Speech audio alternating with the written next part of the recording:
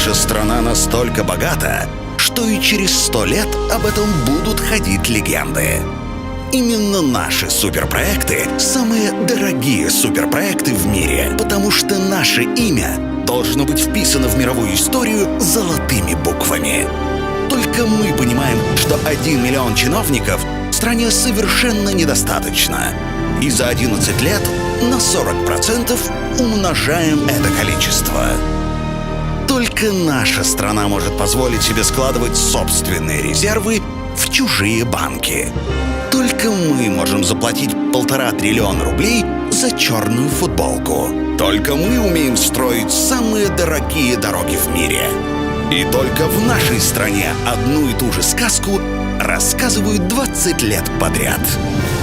Московский экономический форум. Кончились сказки.